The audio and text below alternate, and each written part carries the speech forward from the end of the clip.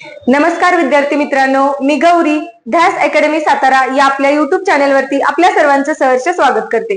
तर आज आपण बघणार आहोत मुंबई लोहमार्ग चालक पोलीस शिपाई भरतीचा पेपर, ज्यामध्ये आलेले सामान्य ज्ञान आणि मराठीच्या प्रश्नांचं सखोल विश्लेषण। चला तर मग सुरुवात करूया। आज आपण प्रथम सामान्य ज्ञान विषयाचे प्रश्न बघणार आहोत। बघूया पहिला प्रश्न। संपूर्ण भारतात भारतीय न्याय संहिता 2023 बघा, BNS या कायद्यानुसार केसेस दाखल करण्याची प्रक्रिया चालू वर्षी कधीपासून सुरू झाली? तर बघा, हा जो नवीन कायदा लागू झालेला आहे तर त्या कायद्यानुसार ज्या केसेस दाखल झाल्या त्या 1 जुलै 2024 पासून दाखल व्हायला सुरुवात झाली।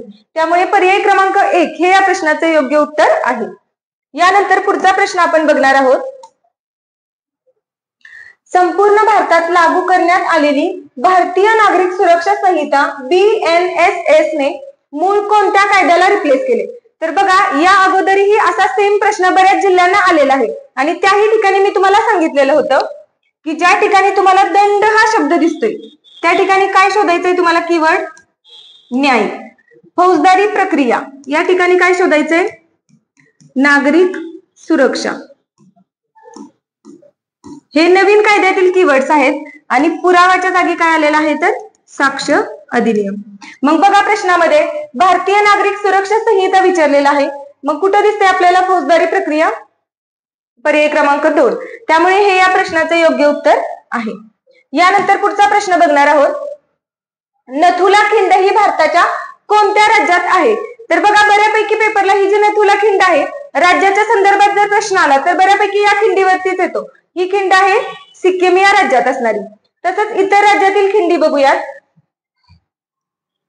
जम्मू काश्मीरच्या संदर्भाने आपल्याला बनिहाल खिंड आणि जोजिला खिंड माहिती असली पाहिजे। आता रिसेंटली अजून एका पेपरमध्ये प्रश्न आला होता बघा, श्रीनगर आणि लेह यांना जोडणारी खिंड कोणती? तर ती जोजिला खिंड आहे। तसेच बघा, हिमाचल मधील रोहतांग आणि शिपकिला या खिंडी सतत विचारल्या जातात।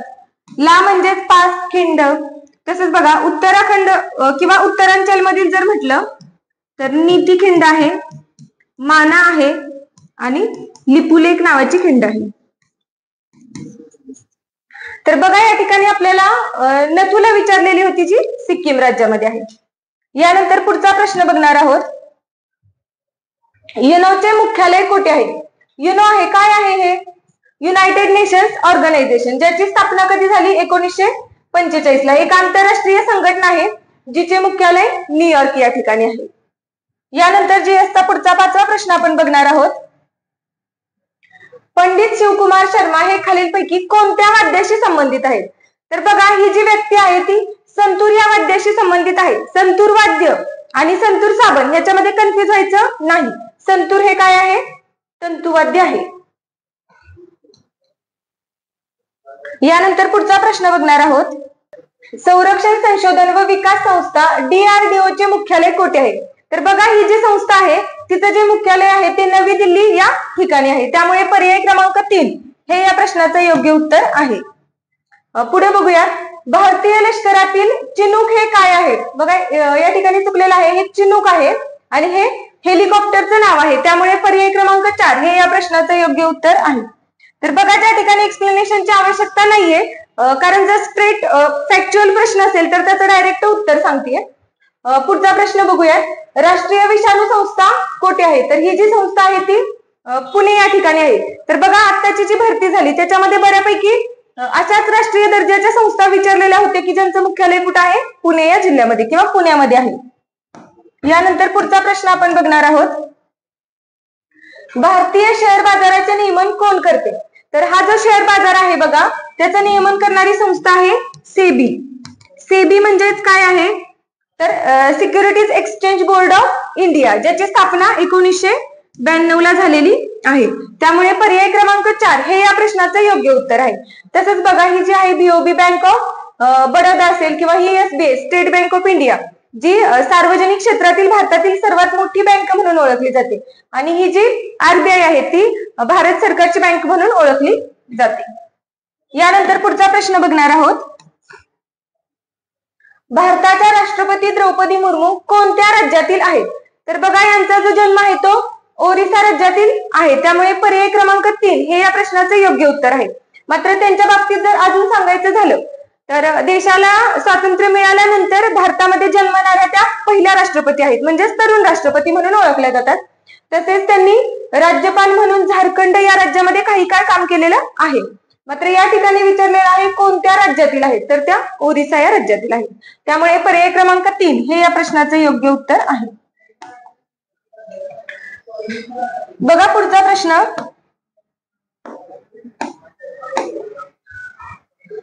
कोकण रेल्वेचे मुख्यालय कोठे आहे, तर हे जे मुख्यालय आहे ते बेलापूर CBD नवी मुंबई या ठिकाणी आहे. त्यामुळे पर्याय क्रमांक 3 हे या प्रश्नाचं योग्य उत्तर आहे. तसंच बघा कोकण रेल्वेवरती अजून बरेचसे प्रश्न आलेले होते.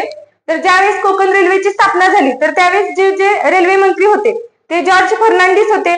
तसेच या रेल्वे मार्गामध्ये असणारा सर्वात उंच पूल असेल, जो पानवळचा पूल असेल, किंवा सर्वात लांब बोगदा, करबुडे बोगदा, तर असे प्रश्न या पेपरवरती ऑलरेडी येऊन गेलेले आहेत. यानंतर बघा पुढचा प्रश्न बघणार आहोत आपण, खालीलपैकी चुकीची जोडी ओळखा. आणि आता पर्याय बघूयात. पहिल्या पर्यायात आपल्याला काय दिसतंय, तर लोकमान्य टिळक आणि गीता रहस्य. तर लोकमान्य टिळकांनी तुरुंगामध्ये असताना लिहिलेलं हे पुस्तक आहे. मग आता इतर पर्यायांच्या संदर्भाने बघूयात. महात्मा गांधी, तर त्यांचं हे पुस्तक नाहीये. डॉक्टर बाबासाहेब आंबेडकर शूद्र कोण होते, तर हे त्यांचं पुस्तक आहे. ज्योतिबा फुले यांचं शेतकऱ्यांचा आसूड हे पुस्तक आहे. मग वेगळं काय दिसतंय या ठिकाणी, तर सुधारक हे काय होतं, वृत्तपत्र होतं. आणि जे कुणाचं होतं, तर आगरकरांनी सुरू केलेलं होतं. ज्यावेळी आगरकरांनी केसरी आणि मराठा वृत्तपत्रातून राजीनामा दिलेला होता त्यावेळेस त्यांनी स्वतःच सुरू केलेलं वृत्तपत्र होतं. मग त्यामुळे हे पर्याय क्रमांक B हे या ठिकाणी विसंगत आहे. त्यामुळे हे या प्रश्नाचं योग्य उत्तर असणार आहे. यानंतर पुढचा प्रश्न बघूयात. भारत सेवक समाजाची स्थापना कोणी केली, तर ही जी संघटना आहे ती गोपाळकृष्ण गोखले यांची आहे. त्यामुळे पर्याय क्रमांक 1 हे या प्रश्नाचं योग्य उत्तर असणार आहे. तसेच बघा विदा सावरकरांच्या मित्रमेळा असतील किंवा अभिनव भारत असतील, या संघटना आपल्याला माहिती असली पाहिजे. यानंतर पुढचा प्रश्न बघूया. खालीलपैकी कोणास आद्य क्रांतिकारक म्हटले जाते, तर यापैकी जे वासुदेव बळवंत फडके आहेत ते भारतामध्ये आद्य क्रांतिकारक म्हणून ओळखले जातात. त्यामुळे पर्याय क्रमांक 4 हे या प्रश्नाचं योग्य उत्तर आहे. सर्वप्रथम होमरूल चळवळ कुणी सुरू केली, तर ही जी होमरूल चळवळ आहे ती सर्वप्रथम ॲनी बेझंट यांनी सुरू केलेली होती आणि त्यानंतर ती टिळकांनी सुरू केलेली चळवळ आहे. पण सर्वप्रथम विचारलेला आहे त्यामुळे ॲनी बेझंट हे या प्रश्नाचं योग्य उत्तर आहे. यानंतर पुढचा प्रश्न बघूया. खालीलपैकी कोणते शहर गोदावरी नदीकाठी वसलेले नाही, प्रश्न व्यवस्थित बघत चला, नाहीतर आपण पटकन बघतो गोदावरी नदी, सोपा प्रश्न आला आणि त्या सोप्याच्या नादात आपलं चुकून बसतं. तर बघा या ठिकाणी हे जे पंढरपूर शहर आहे ते भीमा नदीच्या काठावरती वसलेलं आहे आणि इतर जे 3 दिलेले आहेत ते गोदावरी नदीच्या काठावरील शहर आहे. त्यामुळे पर्याय क्रमांक 1 हे या प्रश्नाचं योग्य उत्तर आहे. नवेगाव राष्ट्रीय उद्यान कोठे आहे, तर हे जे राष्ट्रीय उद्यान आहे ते गोंदिया जिल्ह्यातील आहे. त्यामुळे पर्याय क्रमांक 3 हे या प्रश्नाचं योग्य उत्तर आहे. माथेरान हे थंड हवेचे ठिकाण कोणत्या जिल्ह्यात आहे, तर बघा हे जे ठिकाण आहे ते रायगड या जिल्ह्यात आहे. असाच प्रश्न एक अजून आलेला होता बघा पाठीमागच्या भरतीला, नेरुळ हे जे ठिकाण आहे ते कोणत्या थंड हवेच्या ठिकाणापासून जवळ आहे आणि ते माथेरान होतं. यानंतर पुढचा प्रश्न बघणार आहोत आपण. पुणे ते मुंबई दरम्यानचे रस्ते आणि रेल्वे मार्ग कोणत्या घाटातून जातात, तर बघा पुणे आणि मुंबई यांच्या दरम्यानचा घाट विचारलेला आहे तर तो आहे बोरघाट. त्यामुळे पर्याय क्रमांक 3 हे योग्य उत्तर आहे. आणि इतर घाट बघूयात. आता बऱ्याच जिल्ह्यांच्या रेफरन्स मध्ये हे घाट आलेले आहेत तरी एकदा रिपीट करूयात. हा जो थळघाट आहे तो मुंबई आणि नाशिक या शहरांना जोडणारा घाट आहे. हा जो कुंभारली घाट आहे तो कराड आणि चिपळूणला जोडणारा घाट आहे आणि फोंडा घाट आहे तो कोल्हापूर ते पणजी या ठिकाणांना जोडणारा घाट आहे. यानंतर आपण पुढचा प्रश्न बघणार आहोत. पेशव्यांच्या राजधानीचे ठिकाण कोणते, तर बघा पेशव्यांची जी राजधानी आहे ती पुणे या ठिकाणी आहे, कारण पुण्यातूनच पेशव्यांचं सर्व कामकाज चालत होतं. भारतातील कोणत्या घटक राज्याची स्वतःची स्वतंत्र राज्यघटना होती, तर बघा, हे जे जम्मू काश्मीर राज्य आहे त्याची स्वतंत्र राज्यघटना होती, मात्र कोणत्या कलमानुसार होती तर राज्यघटनेतील कलम 370 नुसार होती, जे रिसेंटली 31 ऑक्टोबर 2019 ला हे जे कलम आहे ते रद्द करण्यात आलं आणि ह्याचे काय केलेले आहे, जम्मू आणि काश्मीर असे 2 केंद्रशासित प्रदेश केलेले आहेत. त्यामुळे पर्याय क्रमांक 1 हे या प्रश्नाचं योग्य उत्तर असणार आहे. डॅश डॅश हे मुख्यमंत्री आणि मंत्रिमंडळाच्या सल्ल्याने आपले अधिकार वापरू शकतात. तर बघा, आता हे जे आपले मुख्यमंत्री आहेत ते कुठे असतात, राज्यात असतात, म्हणजे राज्यांचे मुख्यमंत्री असतात. मग ते राष्ट्रपतींना सल्ला द्यायला जातील का, नाही. पंतप्रधानांना जातील का, नाही. तसेच बघा, सरन्यायाधीशांचा सल्ल्याचा काही संबंध नाही. मग कोण आहे, पर्याय क्रमांक 3 राज्यपाल. तर राज्यपालांना जे अधिकार असतात ते मुख्यमंत्री आणि मंत्रिमंडळाच्या सल्ल्याने वापरत असतात. यानंतर पुढचा प्रश्न बघणार आहोत. जेव्हा डॅश डॅश मध्ये अविश्वास ठराव मंजूर होतो तेव्हा केंद्रीय मंत्रिमंडळ बरखास्त होते. बघा, केंद्रीय मंत्रिमंडळाच्या संदर्भाने प्रश्न आलेला आहे. सामान्य लोकात तर अविश्वास ठराव मांडलाच जात नाही. मग राहिलं राज्यसभा, लोकसभा आणि संसद. तर बघा, लोकसभा आणि राज्यसभा यांची मिळूनच जरी संसद बनत असली तरी हा जो अविश्वास ठराव आहे तो फक्त आणि फक्त लोकसभेतच मांडला जातो आणि तेथेच मंजूर केला जातो. त्यामुळे पर्याय क्रमांक 3 हे या प्रश्नाचे योग्य उत्तर असणार आहे. भारतीय संविधानाने एका प्रबळ निर्मिती केलेली आहे. कशाची केलेली आहे, संघराज्य. बघा, आपली जी राज्यघटना आहे त्यामध्ये संघराज्य असा डायरेक्ट कुठेही उल्लेख नाही. भारत हा राज्यांचा संघ असा उल्लेख आहे, मात्र भारत हे काय आहे, संघराज्य आहे. म्हणजे केंद्र आणि राज्यांच्या मध्ये अधिकारांची विभागणी केलेली आहे. कोणत्या सभागृहाचा सभापती हा त्या गृहाचा सदस्य नसतो पण त्याचा अध्यक्ष असतो. तर कोणतं सभागृह आहे असं, राज्यसभा. कारण राज्यसभेचे जे अध्यक्ष असतात ते कोण असतात, उपराष्ट्रपती असतात. म्हणजे देशाचे उपराष्ट्रपती म्हणून जी व्यक्ती निवडली जाईल तीच बाय डिफॉल्ट काय असते तर राज्यसभेचे अध्यक्ष असते. त्यामुळे पर्याय क्रमांक 2 हे या प्रश्नाचे योग्य उत्तर असणार आहे. भारतीय राज्यघटनेत डॅश डॅशना संरक्षण दिलेले आहे. तर बघा, या ठिकाणी कसा प्रश्न आलेला आहे तर संरक्षण दिलेले आहे म्हणजे काय तर त्याचं उल्लंघन झाल्यानंतर तुम्ही सर्वोच्च न्यायालयात जाऊ शकता आणि त्याची अंमलबजावणी करून घेऊ शकता.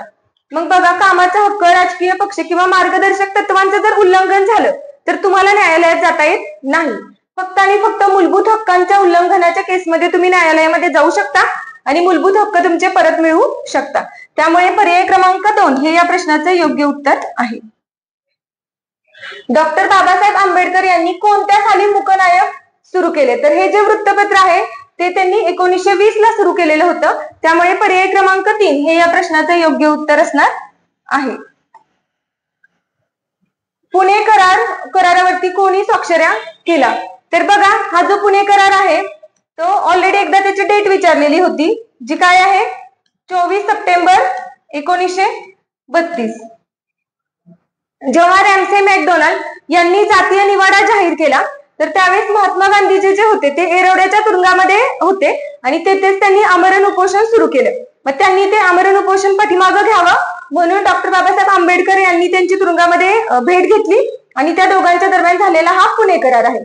मग बघूयात पर्यायामध्ये डॉक्टर बाबासाहेब आंबेडकर आणि महात्मा गांधी पर्याय क्रमांक 4 मध्ये दिसत आहेत. मग हे या प्रश्नाचे योग्य उत्तर आहे. पुढचा प्रश्न बघणार आहोत. कमवा आणि शिका या योजनेचे जनक कोण आहेत. बऱ्यापैकी बघा, आपण रयत शिक्षण संस्थेमध्ये शिकलेलो आहोत आणि कर्मवीर भाऊराव पाटील यांची ही योजना आहे. पहिले मराठी वृत्तपत्र कोणते. तर बघा, यापैकी हे जे दर्पण वृत्तपत्र आहे ते पहिले वृत्तपत्र म्हणजे पहिले मराठी वृत्तपत्र आहे. कारण ते कधी सुरू झालेलं तर 1832 ला आणि बाळशास्त्री जांभेकर यांनी ते सुरू केलेलं होतं. आणि ज्यावेळेस त्यांनी ते सुरू केलं त्यावेळेस ते सुरुवातीला एक मासिक म्हणून सुरू केलेलं होतं, मात्र नंतर ते दैनिक म्हणून सुरू झालं. आणि या वृत्तपत्रामध्ये 2 स्तंभ असायचे. एका बाजूला इंग्रजीमध्ये असायचं आणि त्याचंच मराठीमध्ये भाषांतर शेजारीच दिलेलं असायचं. त्यामुळे पहिले मराठी वृत्तपत्र असण्याचा मान दर्पणला दिला जातो. आणि ज्यावेळेस बाळशास्त्री जांभेकरांनी दर्पण वृत्तपत्र बंद केलं त्यावेळेस त्यांनी दिग्दर्शन हे जे वृत्तपत्र आहे ते कधी 1840 ला सुरू केलं होतं. हे जे काळ वृत्तपत्र आहे ते शिवराम महादेव परांजपे यांचं आहे. शिम परांजपे ज्यांना आपण म्हणतो त्यांचं आहे. आणि केसरी वृत्तपत्र जे आहे ते तर माहिती आहे तुम्हाला, टिळक आणि आगरकरांचं आहे. यानंतर पुढचा प्रश्न आपण बघणार आहोत.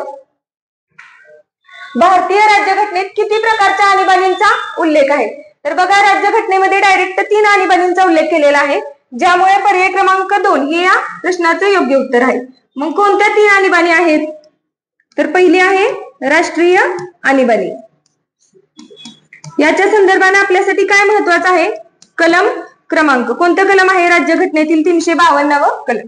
यानंतर दुसरे आहे, काय आहे? राष्ट्रपती राजवट, जी कोणत्या कलमाने लावली जाते? तर 356. आणि तिसरे आहे आर्थिक आणीबाणी, जिच्यासाठी राज्यघटनेतील कलम आहे कलम क्रमांक 360. मग बघा, पर्याय क्रमांक 2 मध्ये 3 आणीबाणी आहेत, त्यामुळे मग पर्याय क्रमांक 2 हे या प्रश्नाचे योग्य उत्तर असणार आहे. भारतीय राज्यघटनेचे आर्टिकल 51A कशाशी संबंधित आहे? तर बघा, हे जे कलम आहे 51A ते 42व्या घटना दुरुस्तीनुसार ऍड करण्यात आलेलं कलम आहे, ज्याच्यामध्ये नागरिकांची मूलभूत कर्तव्ये दिलेली आहेत. तर त्यावेळी जी नेमण्यात आलेली समिती होती, स्वर्णसिंग समिती, तर त्यांच्या शिफारशीवरून हे कलम भारतीय राज्यघटनेमध्ये ऍड करण्यात आलेलं होतं. आणि आता जो भाग आहे तो आहे भाग 4A. इतर कलम बघा, मार्गदर्शक तत्वांच्या संबंधाने जी कलम आहेत ती कुठली आहेत? 36 ते 51 कलम आहेत. राष्ट्रपतींसाठी कलम आहे कलम क्रमांक 52 लिहिलेला आहे बघा हे. आणि मूलभूत हक्कांच्या संदर्भाने जर म्हटलं तर 12 ते 35व्या कलमामध्ये मूलभूत हक्कांचा समावेश करण्यात आलेला आहे. यानंतर पुढचा प्रश्न आपण बघणार आहोत.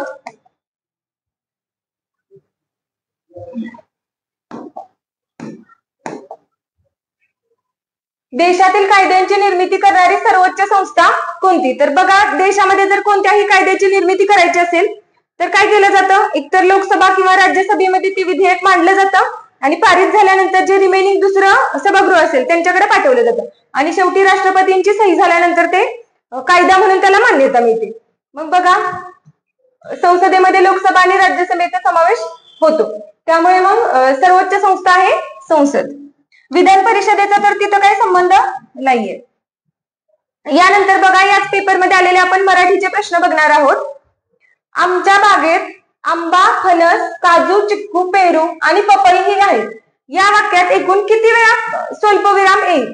तर बघा, या ठिकाणी आमच्या बागेत आंबा आणि फणस दोन्ही नामे आहेत, त्याच्यामध्ये स्वल्पविराम येणार. फणस आणि काजू इथं येईल, काजू आणि चिक्कू इथे येईल, चिक्कू आणि पेरू. या ठिकाणी बघा, 2 नाम जोडण्यासाठी आणि हे उभयान्वयी अव्यय वापरलेलं आहे, मग तिथं स्वल्पविराम येणार नाही. मग बघा किती झाले? 1, 2, 3 आणि 4. मग कुठं दिसतंय 4? पर्याय क्रमांक 2. यानंतर मराठीचा पुढचा आपण प्रश्न बघणार आहोत. खालील शब्दांपैकी सामान्य नाम नसलेला शब्द ओळखा. आता पर्याय बघूयात. नगर, नदी, नम्रता आणि नट. तर हे 3 सामान्य नाम आहेत. हे जे नम्रता आहेत, जर एखाद्या मुलीच्या संदर्भाने वापरलं तर ते विशेष नाम होईल आणि जर भाऊ म्हणून वापरलं तर ते भाववाचक नाम होईल. मात्र आपल्याला काय विचारलेलं आहे त्यांनी? सामान्य नाम नाही. मग काय आहे? पर्याय क्रमांक 3 नम्रता. खालील पर्यायातील स्त्रीलिंगी शब्द ओळखा. बघा, अशा ह्याच्यामध्ये काय करायचं? डायरेक्ट आपण बघायचं की कोणतं हे वापरलं जाते. आता या ठिकाणी ते मूल, मग हे काय होते? नपुंसकलिंगी. ती चूल, मग हे झालं स्त्रीलिंगी, त्यामुळे पर्याय क्रमांक 2 हे या प्रश्नाचं योग्य उत्तर आहे. आता पूल बघूयात. ते पूल म्हणतो आपण आणि पूल काय म्हणतो? तो पूल. मग कुठं दिसतंय आपल्याला यामध्ये स्त्रीलिंगी? तर पर्याय क्रमांक 2 मध्ये. विदुषी या शब्दाचा विरुद्धलिंगी शब्द कोणता? तर बघा, या ठिकाणी जो विरुद्धलिंगी शब्द आहे तो आहे विद्वान. विद्वान स्त्रीसाठी विदुषी हा शब्द वापरला जातो. ज्याचा तळ लागत नाही असा. आता बघा, तळ लागत नाही तर त्याला आपण काय म्हणतो? समुद्र. आणि समुद्रालाच आपण काय म्हणतो? तर अथांग समुद्र. मग असा जरी विचार केला असता तरी या ठिकाणी तुमचं उत्तर येऊन गेलं असतं.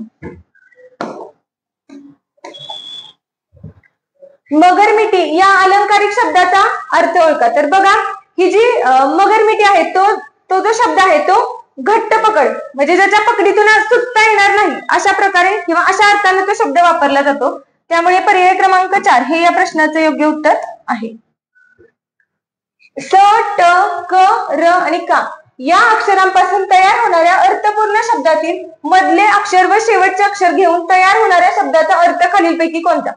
मग बघा, या अक्षरांच्या पासून जो शब्द तयार होते तो काय आहे? काटकसर. मग यापैकी काय सांगितलंय? मधले अक्षर, शेवटचे अक्षर. काय आहे हा? कर. कर म्हणजेच काय? आपण म्हणतो ना हात, कर, हस्त. काय दिसतंय या ठिकाणी पर्यायामध्ये? पर्याय क्रमांक 4.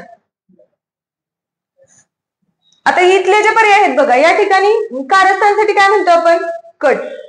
हा येतो कशासाठी वापरतो आपण? तर कावळा किंवा काक असं म्हणतो आपण.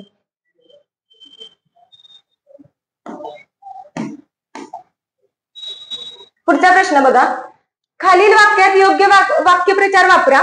आणि बघा, शालेय सांस्कृतिक कार्यक्रम अचानक रद्द झाल्याने आमच्या उत्साहावर पाणी पडले. म्हणजे काय झालं? आपला उत्साह मावळला, अशा अर्थाचा हा वाक्यप्रचार आहे. त्यामुळे पर्याय क्रमांक 1 हे या प्रश्नाचं योग्य उत्तर आहे. खालील म्हणीचा अर्थ सांगा. खाई त्याला खवखवे. म्हणजे ज्याला कुणी वाईट काम केलेलं असतं तर तो स्वतःच घाबरत असतो की आता आपलं काय होईल. मग बघा, या अर्थाचं कुठं दिसतंय आपल्याला? तर पर्याय क्रमांक 2. वाईट काम करणाऱ्याच्या मनात धास्ती वाटते. त्यामुळे पर्याय क्रमांक 2 हे या प्रश्नाचं योग्य उत्तर आहे. तोंडावाटे निघणाऱ्या मूलध्वनींना काय म्हणतात? तर त्यांना वर्ण म्हणतात. त्यामुळे पर्याय क्रमांक 1 हे या प्रश्नाचं योग्य उत्तर असणार आहे. तसंच बघा, इतर पर्यायांच्या दृष्टीने जर झालं तर काय म्हणतो आपण की अक्षर ज्यावेळेस काय होतं? व्यंजन आणि स्वर एकत्र येतो त्यावेळेस काय तयार होतं? तर अक्षर. आणि ज्यावेळेस अक्षरे किंवा अक्षरांच्या समूहाला ज्यावेळेस काहीतरी अर्थ प्राप्त होत असतो त्यावेळेस शब्द तयार होतो. आणि काही शब्दांच्या समूहाला जर काही अर्थ प्राप्त होत असेल तर काय म्हणतात? वाक्य म्हणतात. त्यामुळे पर्याय क्रमांक 1 हे या प्रश्नाचं योग्य उत्तर आहे. नटसम्राट हे नाटक कोणी लिहिले? तर बघा, हे जे नाटक आहे त्याच्यावरती रिसेंटली एक मूवी पण नटसम्राट नावाचाच मूवी येऊन गेला होता. तर हे नाटक आहे वि.वा. शिरवाडकर यांचं. तर इतर बघूयात. आता विश्राम बेडेकर यांचं रणांगण नाटक आहे ज्याच्यावरती रिपीटेडली प्रश्न आलेला आहे. प्र.के. अत्रे यांचं करीचे पाणी हे पुस्तक आहे. आणि राम गणेश गडकरी यांचं आपल्याला माहित आहे एकच प्याला. तसेच बघा, राम गणेश गडकरी यांना कुसुमाग्रज म्हटलं जातं आणि यांना गोविंदाग्रज म्हणून त्यांची ओळख आहे. यानंतर मराठीचा पुढचा प्रश्न बघणार आहोत. विरुद्धार्थी विचारलेला आहे सदन. सदन आपण कुणाला म्हणतो? तर एखादी श्रीमंत व्यक्ती असेल किंवा ज्याच्याजवळ पैसा पाणी असेल त्याला काय म्हणतात? सदन. मग बघा, या ठिकाणी काय दिले? निर्जन. निर्जन म्हणजे काय? तर मनुष्य नसलेली जागा. मग त्याचा अर्थ श्रीमंताच्या ऑपोजिट होत नाहीये. सदन धनिक काय होतंय? समानार्थी होते. निर्धन विरुद्धार्थी विचारलेला आहे. त्यामुळे पर्याय क्रमांक 3 हे या प्रश्नाचं योग्य उत्तर आहे. पुढचा प्रश्न बघूया. राजाने राजवाडा बांधला या वाक्यातील प्रयोग ओळखा. तर बघा, पर्यायांच्या मध्ये अनिश्चित असं काय नाहीच. तर प्रयोग ओळखत असताना सर्वात प्रथम आपण काय करतो? वाक्याचा कर्ता ओळखतो. बांधणारा कोण आहे? राजा. कर्त्याला प्रत्यय लागलाय. मग कर्तरी प्रयोग होईल का? तर नाही. आता कर्म शोधूयात. बांधलेला काय आहे? राजवाडा आहे. कर्माला प्रत्यय लागलेला नाही म्हणजे कर्मणी प्रयोग आहे.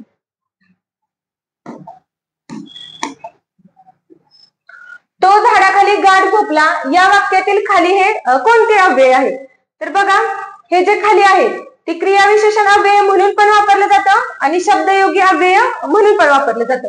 मात्र या ठिकाणी झाड या नामाला जोडून आलेलं आहे म्हणून त्याने वाक्यामध्ये शब्दयोगी अव्ययाचं काम केलेलं आहे. जर हेच वाक्य तो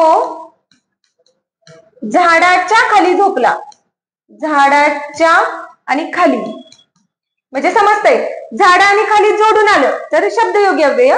आणि झाडाच्या खाली जर वेगळे वेगळे शब्द आले तर काय झालं असतं? ते क्रियाविशेषण अव्यय. इथं जोडून आले म्हणून हे शब्दयोगी अव्ययाचं काम करत आहे. त्यामुळे पर्याय क्रमांक 3 हे या प्रश्नाचं योग्य उत्तर आहे. य, क, ना, म आणि रु या शब्दांपासून एक अर्थपूर्ण शब्द तयार होतो आणि त्याचा अर्थ काय होतो? तर बघा, हे जे दिलेले अक्षर आहेत त्याच्यापासून करुणामय हा शब्द तयार होतो आणि ज्याचा अर्थ काय होतो? तर हृदय द्रावक. त्यामुळे पर्याय क्रमांक 4 हे या प्रश्नाचं योग्य उत्तर आहे. शुद्ध शब्द ओळखा. तर विक्षिप्त हा जो शब्द आहे तो शुद्ध पद्धतीने असा लिहिला जातो. त्यामुळे पर्याय क्रमांक 2 हे या प्रश्नाचं योग्य उत्तर आहे. संधियुक्त शब्दाचा योग्य पर्याय ओळखा. फल आणि आहार कोणते दोन स्वर आहेत एकत्र येणारे? अ आणि आ. याला काय म्हणतात तर दीर्घत्व स्वरसंधी. त्याच्यानुसार तयार होणारा शब्द काय आहे? फलाहार. त्यामुळे पर्याय क्रमांक 4 हे या प्रश्नाचे योग्य उत्तर आहे. नामाची संख्या दाखविणाऱ्या विशेषणाला काय म्हणतात?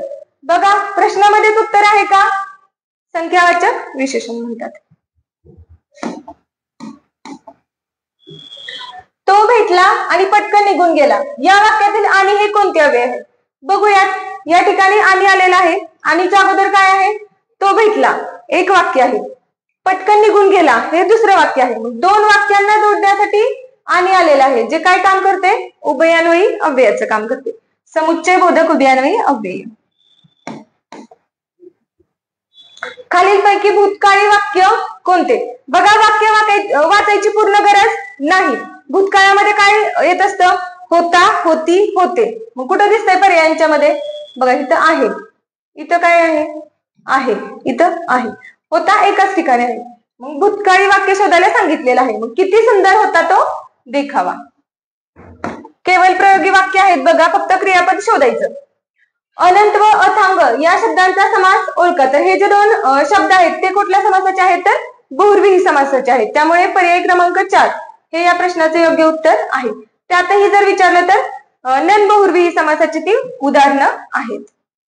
नाही अंत ज्याचा असा तो आणि नाही थांग ज्याचा असा तो, असा त्याचा विग्रह केला जातो. यानंतर पुढचा प्रश्न बघूया. तो कधीच खोटे बोलत नाही हे वाक्य होकारार्थी करा. बघा ज्यावेळेस आपण वाक्याचं रूपांतरण करत असतो तर तेव्हा काय महत्वाचं असतं? तर फक्त वाक्याचा अर्थ बदलून न देणे हे आपल्यासाठी महत्वाचं असतं.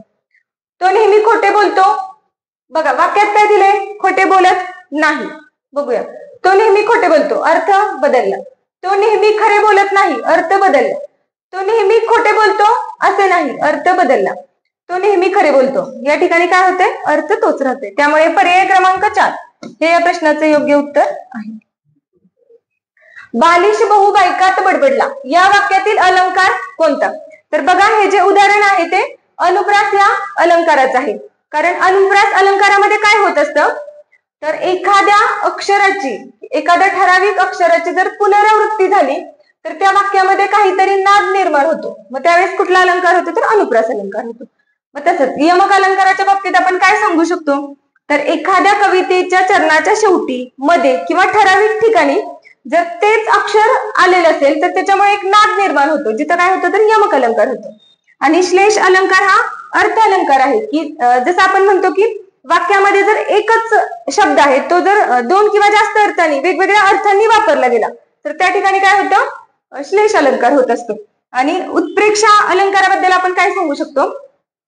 तर उपमेय हे जणू उपमानच आहे. तर अशी कल्पना ज्या ठिकाणी वाक्यामध्ये केलेली असते तिथं उत्प्रेक्षा अलंकार होतो. आणि उत्प्रेक्षा अलंकार आपण कसा ओळखतो? तर वाक्यामध्ये गमे, वाटे, जणू, भासे असे शब्द आलेले असतात. त्यामुळे पर्याय क्रमांक 1 हे या प्रश्नाचे योग्य उत्तर आहे. विरुद्धार्थी शब्दाची योग्य जोडी ओळखा. बघा विरुद्धार्थी विचारलेला आहे. आता पर्याय बघूयात. तटिनी आणि सरिता हे नदीचे समानार्थी शब्द आहेत. या ठिकाणी काय विचारलंय? विरुद्धार्थी. आय आणि व्यय. आय म्हणजे काय? तर इन्कम किंवा उत्पन्न या अर्थाने वापरतात. मग हे उत्पन्न आणि व्यय म्हणजे काय आहे? खर्च. मग हे विरुद्धार्थी शब्द आहेत. कलंक आणि काळीमा हे सुद्धा समानार्थी शब्द आहेत. आणि विरह किंवा दुरावा हे सुद्धा समानार्थी शब्द आहेत. त्यामुळे पर्याय क्रमांक बी हे या प्रश्नाचे योग्य उत्तर आहे. नियोजन नसेल तर कोणत्याही कार्यक्रमाचा खेळखंडोबा होऊन जातो असं आपण बोलता बोलता सहज म्हणतो. त्याच्यामुळे हे काय? पर्याय क्रमांक 2 हे या प्रश्नाचे योग्य उत्तर असणार आहे. तर बघा हा जो मुंबई लोहमार्गचा चालकचा पेपर आज आपण या ठिकाणी पाहिलेला आहे, ज्याच्यामध्ये आलेले आपण जीएसटी आणि मराठीचे सर्व प्रश्न पाहिलेले आहेत. तर अशाच प्रकारे जर तुम्हाला इतर जिल्ह्यांचंही विश्लेषण पाहायचं असेल, कारण आता तुमचा मुंबईचा पेपर लवकरच होईल, त्याच्यामुळे बहुतेक तो 5 तारखेला होईल. तर बघा, तर त्या पेपरच्या अनुषंगाने जर तुम्ही अभ्यास करत असाल तर या जिल्ह्यांचं विश्लेषण तुमच्यासाठी नक्कीच फायद्याचं ठरेल. तर आपले असेच इतर जिल्ह्यांचे व्हिडिओज पाहण्यासाठी आमच्या YouTube आणि टेलिग्राम चॅनलला नक्की सबस्क्राईब करा. थँक्यू.